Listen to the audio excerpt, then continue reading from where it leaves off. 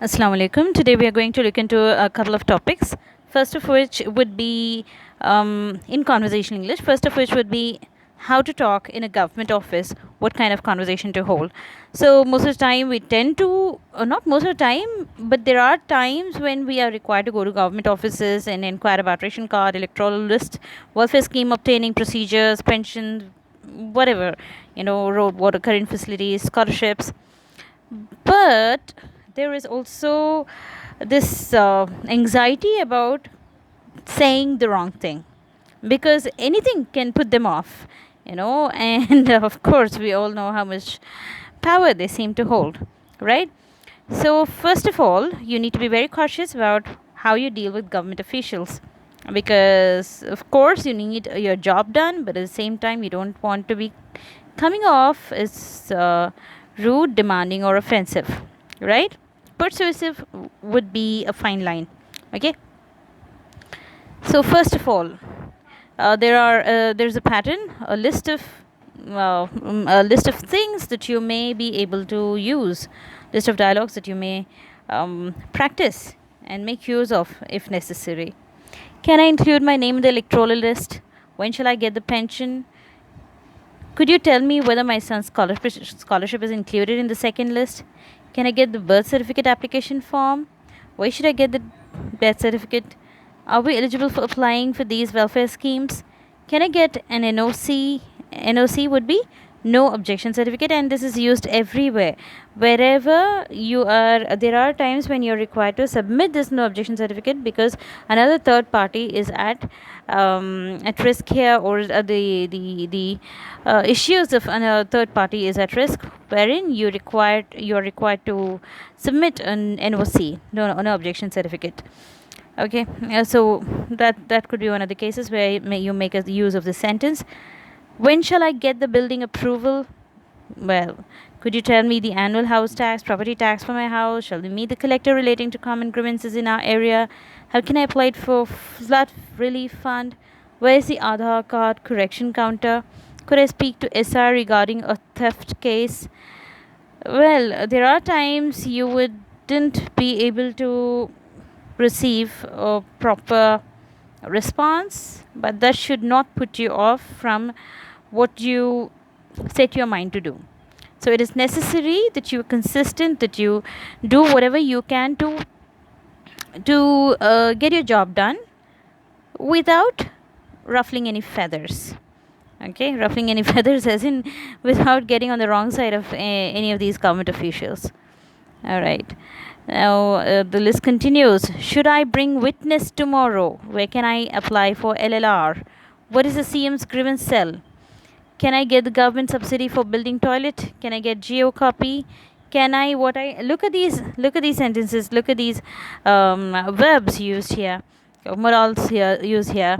Should, could, can I, may I, will I, could I, would I have my name included in the promotional panel list?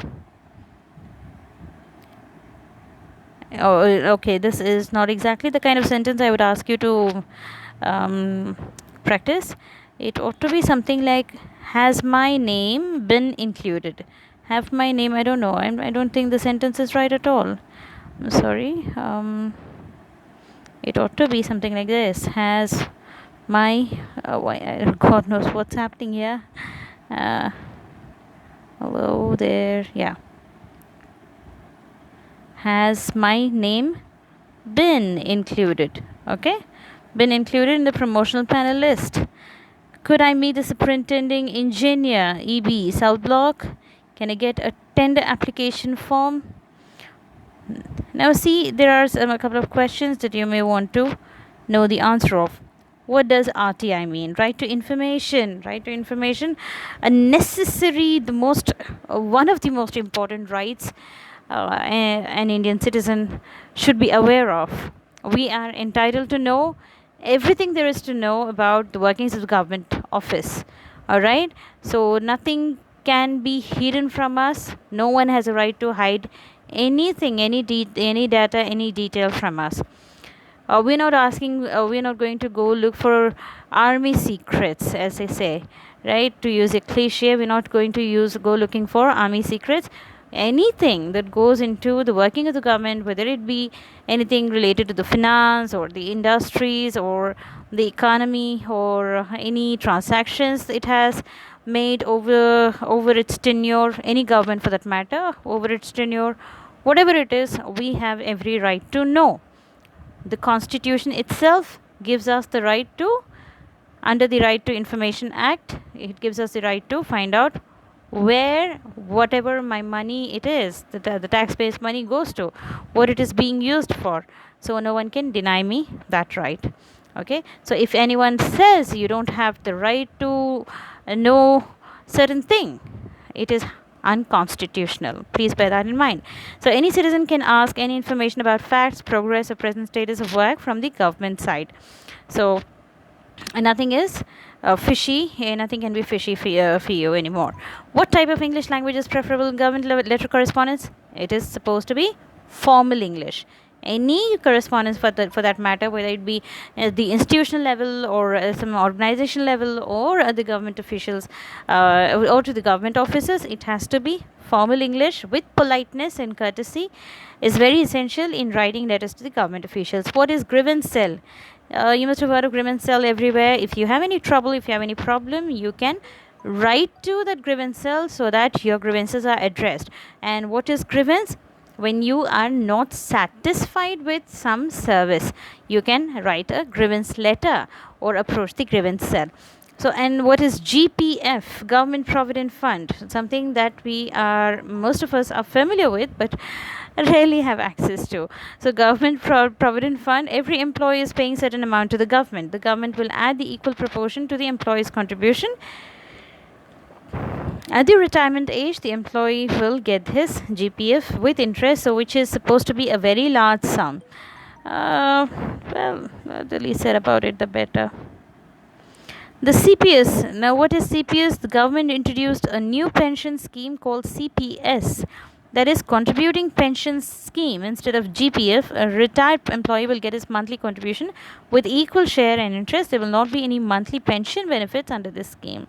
So it is solely for the purpose of a government official. What does civic code mean? Civic code defines the common code behavior. Please remember, common code behavior would be what what the Constitution tells you is your right to behave, or you can expect that kind of behavior from others in a public place. Okay, so civic code is essential for the smooth functioning of a country. All right, so what are the examples of civic duties? This you have to remember. Please remember this. First of all, your civic duty is to obeying the law of the country. You have to obey the laws of the country. You have to pay the taxes regularly. You have to vote, give your vote appropriately, consciously, with your conscience. Okay, keeping your conscience at the forefront. Upholding democratic values. Well, see, democratic values. Now, this is not something that is restricted to the government alone. No matter where you go, you have to remember you are equal to everyone. No one is inferior, no one is superior, and for running of any institution, it is necessary that you be democratic. Okay, defending the country if need should arise. Of course, we're not called upon to do it often physically with brute force, but at the constitutional level, at the moral level, at the level of the principles and values, we are required to do the best we can to protect our country, to protect and safeguard our constitution. Now, these are the times when it is most required, when we are required to remember our constitutional rights and fight for it so that it wouldn't die a sorry death, right? What does civic issue mean? The problem that affects the civic or the community. What is civic issue? Civic issue is the problem that affects the civic or the community. It creates major impacts on the world or social, economic, and political areas. So, civic issue, Naina, it means the problems that affect the community. All right. What does a non-civic issue mean? An issue that cannot be solved by a community, state, etc. Something that is beyond civic, right? So beyond the community. Write 10 synonyms of government: administration, governance, guidance, stewardship, superintendence, management, supervision, handling, jurisdiction, authority. See, these are not all forceful terms. Administration, where you organize and methodically bring in a certain you look into the functionality, make it smoothly functional. That would be administration. Governance, you govern, you guide, you are a steward. Okay, steward is in you take care of everything. You see to it that there aren't any loopholes anywhere. Superintendence, management, supervision, handling, jurisdiction, authority. So authority comes last, but still it has to be seen in a positive connotation, positive sense. Please remember that authority, no brute authority is can be brute authority is anti-governmental. Remember that, okay? Unless it is in defense of brute force. Describe the functioning of government machinery and the civic duties of citizens briefly. So one of the questions here, you look into what the functioning of the government machinery here would be, how the constitution works. All right.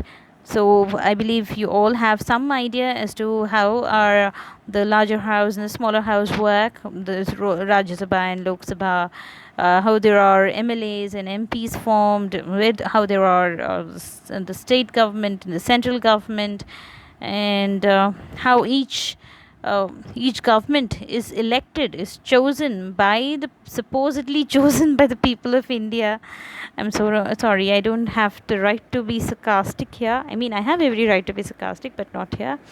Anyway, the point is, you just need to highlight how the government machinery works, who the elected prime minister is, who the chief minister is, and how they are elected, how they are chosen by the MPs and MLAs of each house, and how the Indian constitution has to guarantee our fundamental rights, our civic rights for every citizen, and how the civic code ought to be common to everyone, irrespective of caste, class, creed, behavior, whatever. And how we as citizens need to uphold these constitutional rights, uphold these code of conduct and behavior, and channel it to the welfare of the country, right? So whenever you approach the government officials for any work you need done, always remember to use polite language, very polite language. It's not that you have to use polite language only in the government offices. No matter where you go, you have to be polite and courteous, okay? Not because they deserve it, but because you are a polite person, you are a very good person, so you are being polite, okay? So yeah, there are a couple of essays, a bunch of essays. You may want to look into those. Government machinery, when asked in terms of an essay, you can, okay, there are plenty of errors here. Central government, it's supposed to be central government, and state government. What central government does, right? It has a secretariat in New Delhi. It has all those important policies and schemes framed, and financial allocation for various state governments is decided and monitored here. Various portfolios are functioning under various union ministers. I don't know, there are too many grammatical and spelling errors. That's why I try to avoid guides. Oh, okay. Economic and foreign policies are framed by the union ministers on the guidance of prime minister. So the major share of the central budget annual revenue goes to defense ministry for the NSP, national security purpose. Then railway budget, education.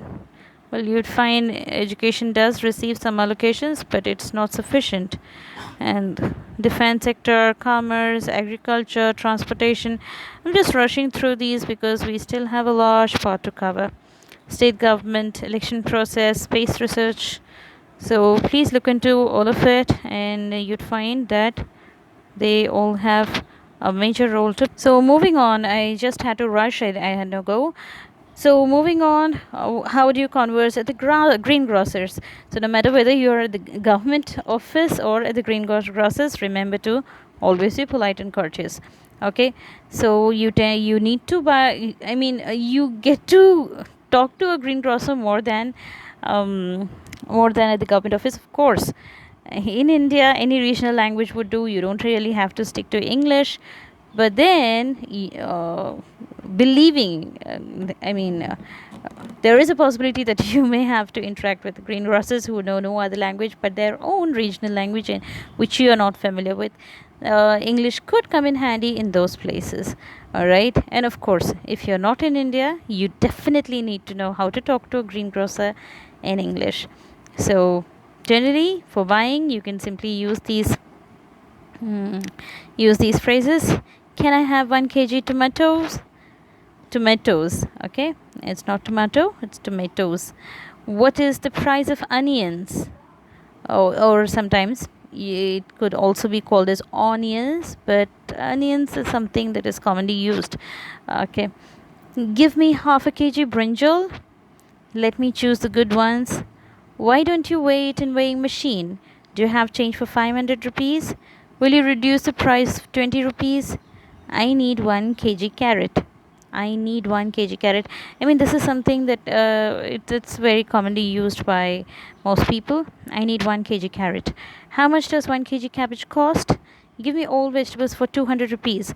Will you reduce the price? I need export quality date fruits. Let me select the fresh cucumber. Look at this, and fresh cucumber. Export quality. Reduce the price. Give me.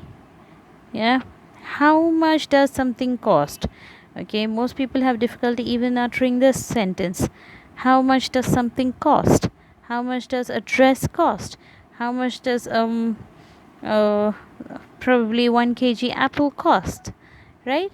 It is a very useful and very simple phrase to remember. Alright, where is the market in this town? Again, if you're not familiar with the vicinity, with the neighborhood, you could ask, where is the market in this town? Where is the bus stand in this town? Where is the doctor's clinic in this town? Where is the dentist in this town? A very simple and useful and effective phrase. Please try to memorize these. Where is something in the town? Will you reduce the price? How much does something cost? Give me so and so for so and so rupees. Alright. Again, moving on, the list continues. Give me 100 grams ginger. Give me fresh drumsticks for rupees 20. How much does half a kg pumpkin cost? Is it fresh ones from Kodaikanal? For bargaining, when you are bargaining, I mean, we tend to just buy things without really bargaining anywhere, especially in the showrooms. But at the green grocers, we cannot seem to move off without doing some haggling, right? So when you bargain, you will simply say, my personal advice is not to bargain with people who get very little profit out of it.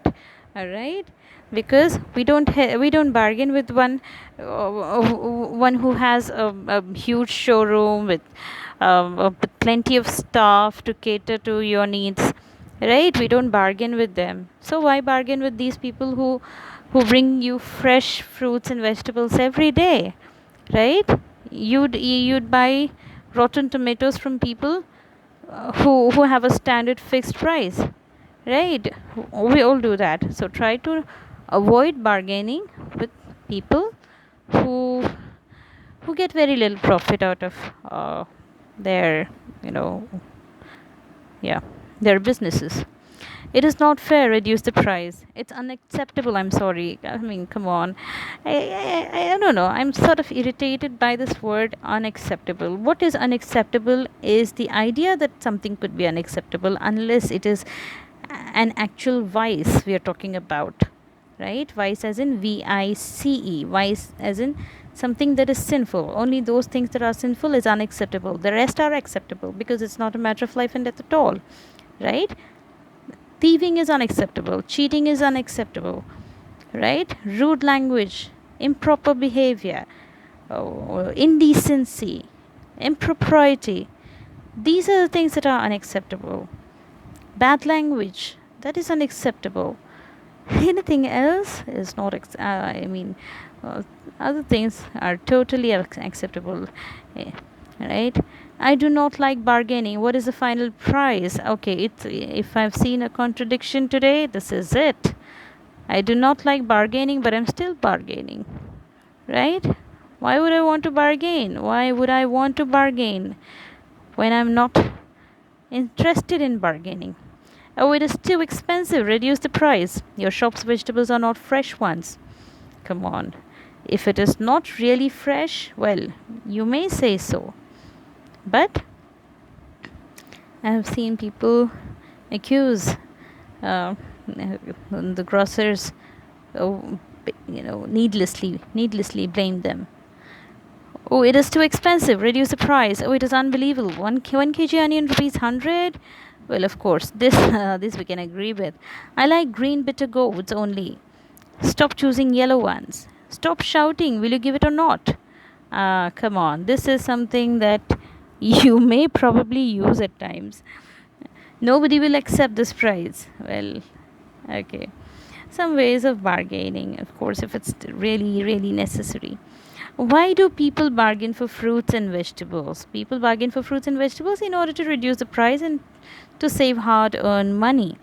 Well, I don't know. I refuse to believe this, because we tend to spend heedlessly when it comes to buying toys or gadgets, or just spending at the movies, or all sorts of things when they're sold at a showroom. But only when it comes to people like the auto rickshaw driver, or maybe when it comes to the poor people, the poor businesses, only then we realize that we are spending our hard-earned money. I mean, it's absolutely unfair. Why are organic fruits and vegetables so expensive in India? Because the cost of production of organic fruits and vegetables is huge, the demand is more, but the production and supply is less. I know these are all very general questions. What makes you bargain with vegetable sellers? Why vegetables are so expensive in India? Major fruits and vegetables that India imports. Then there are a couple of paragraph questions here. You may want to look into it. Write a paragraph describing the scene at a vegetable market.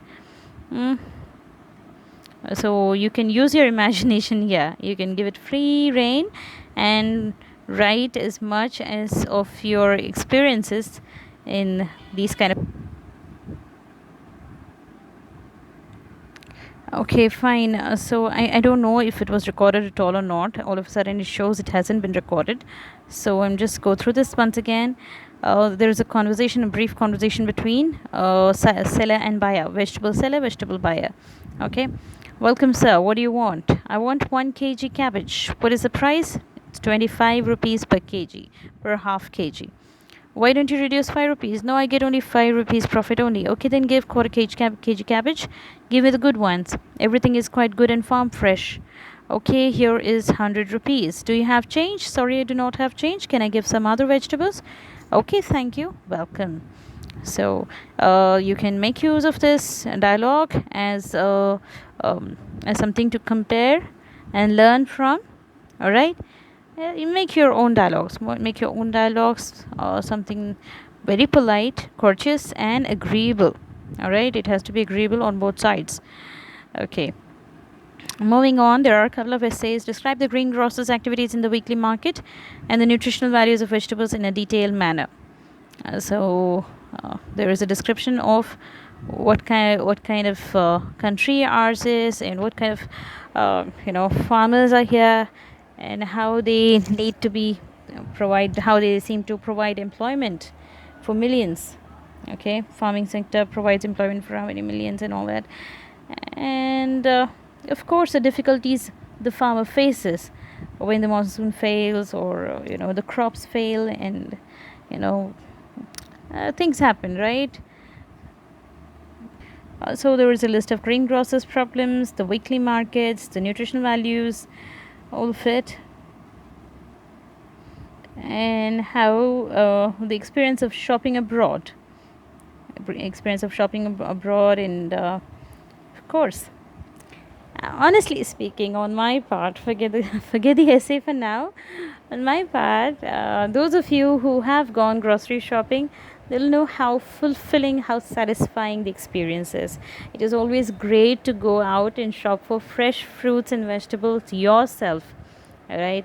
Generally, we have someone else doing the shopping for us, right?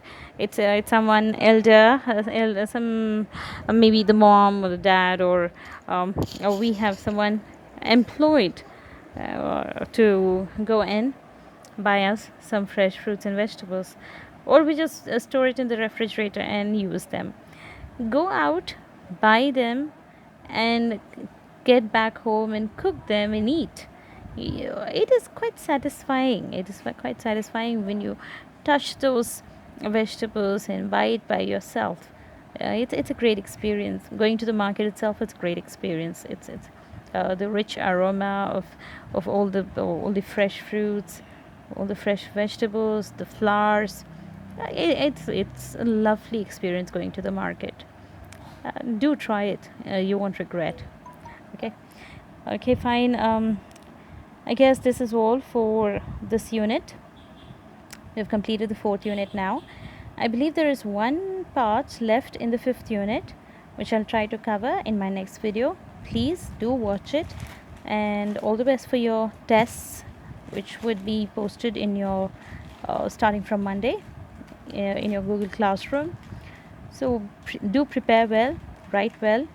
Inshallah, we'll get back to you. Thank you so much. Stay safe, be happy. Assalamu alaikum.